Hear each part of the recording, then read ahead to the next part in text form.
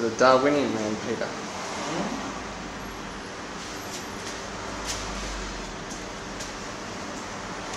What was that? I didn't hear. What's the question? I just said the Darwinian man. The Darwinian man? Is that what it says? No. Darwinian man. Ah. Yeah, Darwinian man, that was the name of my school in Canberra, and that's our football jumper. And the jumper and the club, red black, we'd go and play football in YASS, which was like a country town near Canberra. And so I had an idea of sort of looking back in time and just trying to remember all the sort of memories I have of that town and visiting the town, because it wasn't where I grew up, it was just a place where we'd go on the weekend, especially when I became older. We'd go and just either go swimming or water skiing or horse riding, whatever the guys were up for. So when I had that idea, I had this idea of 6 paintings, 6 red paintings to fill up a gallery. And at the same time, I actually heard James Joyce read a passage of his book Finnegan's Wake. And in that passage, it's the famous Anna Livia Purabell passage. He has 2 characters talking about night, about their lives, and the night is falling, and the words collapse in of themselves as it's getting tired, and things aren't what they seem, and dream-like imagery comes up. So I wanted to have, dream-like things floating in the painting. So it's really not it's like the paintings are about night time, and so this led me to do some more painting where you've got nighttime action, and the nighttime is also about things which are done, evil things, violent things, things that people don't talk about, things that will happen in a small town.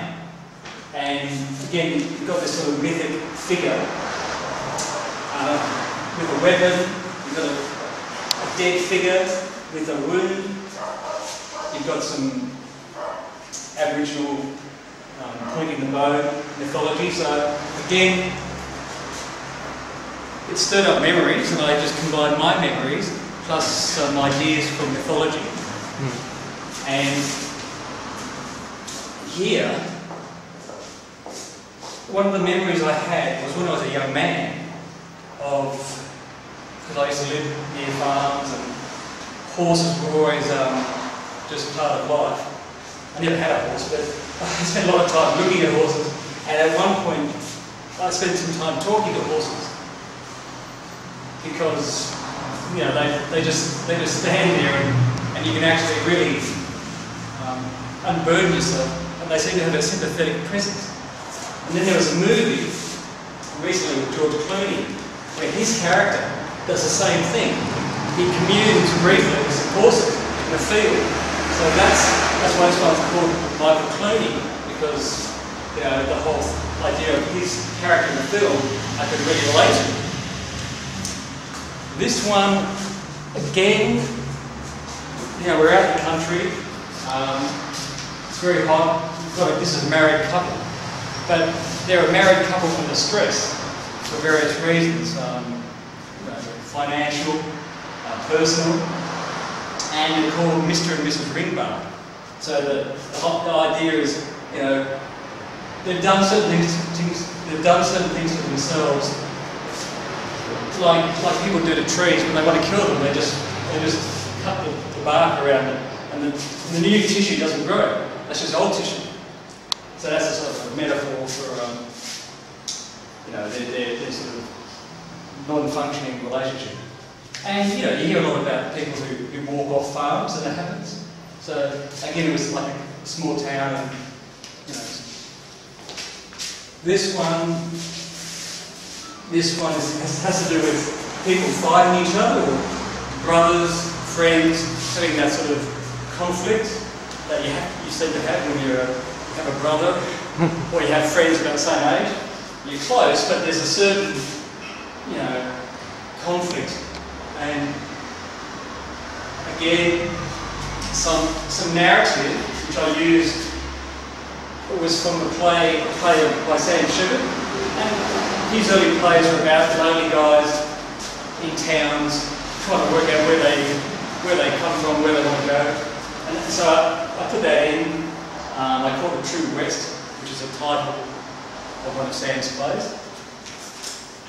Yeah, so just, you know, all these things, all these paintings build on each other until this is the final one, which is like a... So there's a definite progression. Yeah, definitely.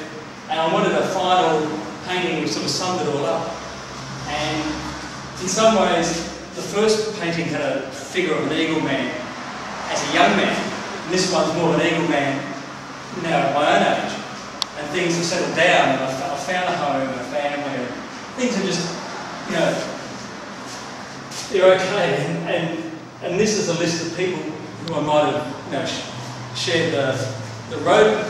Some young boys playing football, to groups of friends, girlfriends, you know, just people who have been important to me along the way.